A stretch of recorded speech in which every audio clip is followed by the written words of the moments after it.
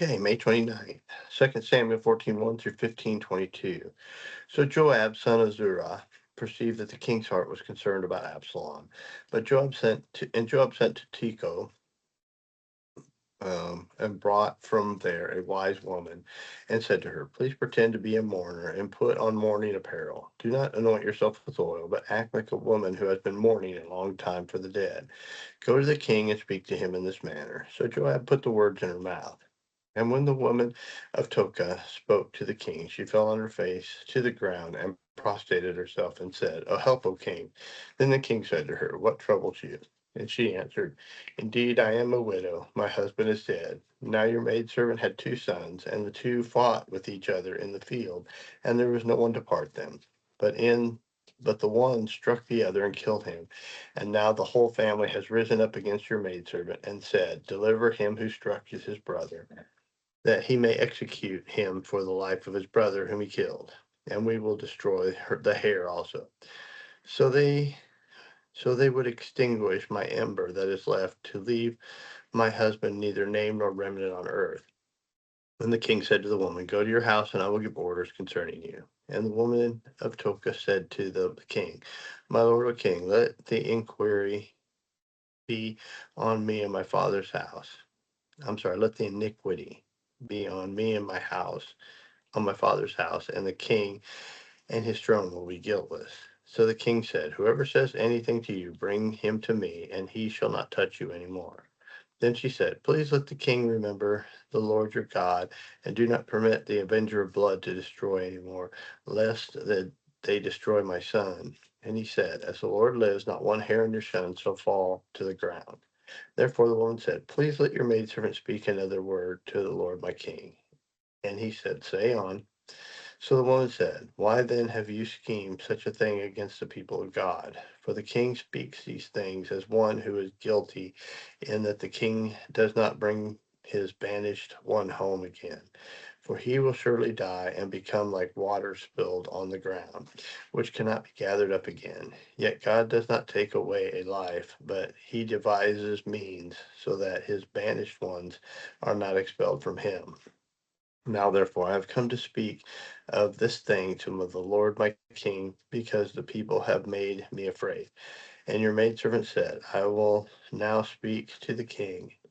It may be that the king will perform the request of his maidservant, for the king will hear and deliver his maidservant from the hand of the man who would destroy me and my son together from the inheritance of God." Your maidservant said, "The word of my lord the king will now be comforting, as as an angel of God, so is the Lord my king in discerning good and evil, and may the Lord your God be with you." Then the king answered and said to the woman, "Please do not hide from me anything that I ask you." And the woman said, "Please let my lord the king speak." So the king said, "Is the hand of Joab with you in all this?" And the woman answered and said, "As you live, my lord the king, no one can turn to the right hand or to the left from anything that the Lord the king has spoken. For your servant Joab commanded me, and he put these words in my mouth of your maidservant, to bring about this change of affairs. Your servant Joab has done this thing. But my Lord is wise, according to the wisdom of an angel of God, to know everything that is in the earth." And the king said to Joab, "All right, I have granted this thing. Go therefore and bring back the young man Absalom." Then Joab fell on the ground on his face and bowed himself and thanked the king. And Joab said, "Today your servant knows that I have found favor in your sight, O Lord, O king, my lord, O king, and that the king has fulfilled the request of his servant." So Joab arose and went to Geshur and brought Absalom to Jerusalem. And the king said, "Let him return to his own house, but do not let him see my face." So Absalom returned to his own house, but did not see the king's face. Now in all Israel there was no one who was praised as much as Absalom for his good looks. From the sole of his foot to the crown of his head, there was no blemish in him. And when he hit the hair on his head at the end of every year, he cut it because it was heavy on him when he cut it, and it weighed. He weighed the hair in his head and at 200 shekels according to the king's standard. To Absalom were born three sons and one daughter, whose name was Tamar. He She was a woman of beautiful appearance. And Absalom dwelt 2 full years in Jerusalem, but did not see the king's face. Therefore Absalom sent to Joab to send him to the king, but he would not come to him. And when he sent again the second time, he would not come. So he said to his servant, "See, Joab's field is near mine, and he has barley there. Go and set it on fire." And Absalom's servant set the field on fire. Then Joab arose and came to Absalom's house and said to him, "Why have your servants set my field on fire?" And Absalom said to Joab, "Look, I have sent to you, saying, 'Come here, so that I may send you to the king.' Why have I come from Geshur? It would have been better for me to be there still. Now therefore let me see the king's face. But if there is iniquity in me, let him execute me." So Joab went to the king and told him. And when he had called for Absalom, he came to the king and bowed himself on his face to the ground before the king. Then the king kissed Absalom. After this, it happened that Absalom provided himself with chariots and horses and 50 men to run before him. Now Absalom would rise early and stand beside the way of the gate. So it was when anyone who had a lawsuit came to the king for a decision, that Absalom would call to him and say, "What city are you from?" And he would say, "Your servant is from such and such tribe of Israel." Then Absalom would say to him, "Look, your case is good and right, but there is no deputy of the king to hear you." Moreover, Absalom would say, "Oh, that I were made judge in the land, that everyone who has a suit or a cause would come to me, then I would give him justice." So it was, whenever anyone came near to bow down to him, that he would put out his hand, and take him and kiss him. In this manner Absalom acted toward all Israel who came to the king for judgment. So Absalom stole the hearts of the men of Israel. Now it came to pass after 40 years that Absalom said to the king, "Please let me go to Hebron and pay the vow which I made to the Lord. For your servant took a vow when I dwelt in Gershom in Syria, saying, 'If the Lord indeed brings me back to Jerusalem, then I will serve the Lord.' And the king said to him, 'Go in peace.' So he arose and went to Hebron. Then Absalom sent spies throughout all the tribes of Israel, saying, 'As soon as you hear the sound of the trumpet, then you shall say, Absalom reigns in Hebron.' And when Absalom went 200 men invited with Absalom went 200 men invited from Jerusalem, and they went along innocently and did not know anything. Then Absalom sent for Ahithophel the Githonite, David's counselor from the city, from Githom, while he offered sacrifices. And the conspiracy grew strong, for the people with Absalom continually increased in number. Now a messenger came to David, saying, 'The hearts of the men of Israel are with Absalom.' So David said to his servants who were with him at Jerusalem, 'Arise, let us flee, or we will not escape from Absalom. Make haste to depart, lest he overtake us suddenly and bring disaster upon us, and strike the city with the edge of the sword.' And the king's servants said to the king, 'We are your servants, ready to do whatever the king commands.' Then the king went out with all of his household after him, but the king left 10 women, concubines, to keep the house. And the king went out with all the people after him, and stopped at the outskirts. Then all the servants passed before him, and all the Cheserites, all the Pelethites, and all the Gittites, 600 men who had followed him from Gath, passed before the king. Then the king said to Ittai the Gittite, 'Why are you also going with us? Return and remain with the king, for you are a foreigner and also an exile from your own place. In fact, you came only yesterday. Should I make you wander up and down with us today, since I go since I go, I know not where? Return and take your brethren back. Mercy and truth be with you.' But Ittai answered the king and said, 'As the Lord lives, as my lord the king lives, surely, in whatever place my lord the king shall be, whether in death or life, even there also your servant shall be.' So David said to Ittai, 'Go and cross over.' Then Ittai the Gittite and all the men and all the little ones who were with him crossed over." John 18, 1-24. Then when Jesus spoke these words, he went out with his disciples over the brook Kidron, where there was a garden, which he and his disciples entered. And Judas, who betrayed him, also knew the place, for Jesus often met there with his disciples. Then Judas, having received a detachment of troops and officers from the chief priests of the Pharisees came there with lanterns, torches, and weapons.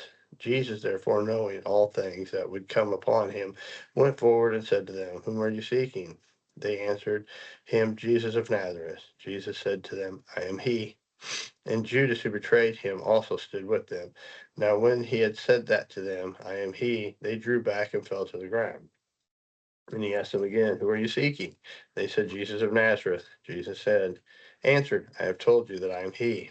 Therefore, if you seek me, let these go their way, that the saying might be fulfilled which he spoke, of those whom you gave me, I have lost none." Then Simon Peter, having a sword, drew it and struck the high priest servant's ear and cut off his right ear. The servant's name was Malchus. So Jesus said to Peter, "Put your sword in your sheath. Shall I not drink the cup which my Father has given me?" Then the detachment of troops and the captain and the officers of the Jews arrested Jesus and bound him. And they led him away to Annas first, for he was the father-in-law of Caiaphas, who was the high priest that year. Now it was Caiaphas who advised the Jews that it was expedient that one man should die for the people. And Simon Peter followed Jesus, and so did another disciple. Um, just kind of a side note here, Caiaphas, he prophesied or advised the Jews that it was expedient for one man should die for the people, and Jesus came and had to die for the people, for all the people, the Jews and the Gentiles. So, he actually the prophecy he made was true. And Simon Peter followed Jesus, as so did another disciple. That the disciple who was known to the high priest and went to Jesus into the courtyard of the priest. With that said, Caiaphas also said that was good for one person because they were trying to keep power. So it could go either way, but it was still a prophecy. All right, but Peter stood at the door outside. Then the other disciples, who was known to the high priest, went out and spoke to her who kept the door and brought Peter in. Then the servant girl who kept the door said to Peter, "Are you not also one of this man's disciples? You are not also one of this man's disciples, are you?" He said, "I am not." Now the servants and the officers who made the fire and the coals stood there, for it was cold. And when they warmed themselves, and Peter stood with them and warmed himself, the high priest then asked Jesus about his disciples and his doctrine. Jesus answered him, "I spoke openly to the world. I also taught in the synagogues and the temple where the Jews always met. And in secret I have not said nothing. Why do you ask me? Ask those who have heard me what I have said to them. Indeed, they know what I said." And when he had said these things, one of the officers stood by and struck Jesus with the palm of his hand, saying, Do you answer the high priest like that?" Jesus answered him, "If I have spoken evil, bear witness to the evil, but if well, why do you strike me?" Then Annas sent him bound to Caiaphas the high priest. Psalms 119, 97 through 112. Mem. Oh, how I love your law. It is my meditation all day. You Through your commandments, make me wiser than my enemies, for they are ever with me. I have more understanding than all my teachers, for your testimonies are my meditation. I understand more than the ancients, because I keep your precepts. I have restrained my feet from every evil way, that I may keep your word. I have not departed from your judgments, for you yourself have taught me. How sweet are your words to my taste, sweeter than honey to my mouth. Through your precepts I get understanding. Therefore I hate every false way. None. Your word is a lamp to my feet and a light to my path. I have sworn and confirmed that I will keep your righteous judgments. I am afflicted very much. Revive me, O Lord, according to your word. Accept, I pray, the free will offerings of my mouth, O Lord, and teach me your judgments. My life is continually in my hand, yet I do not forget your law. The wicked have laid a snare for me, yet I have not strayed from your precepts. Your testimonies I have taken as a heritage forever, for they are rejoicing of my heart. I have inclined my heart to perform your statutes forever to the very end. Proverbs 16:8. Better is a little righteousness than vast revenues, without justice. A man's heart plans his ways, but the Lord directs his steps. All right. I'll see y'all tomorrow.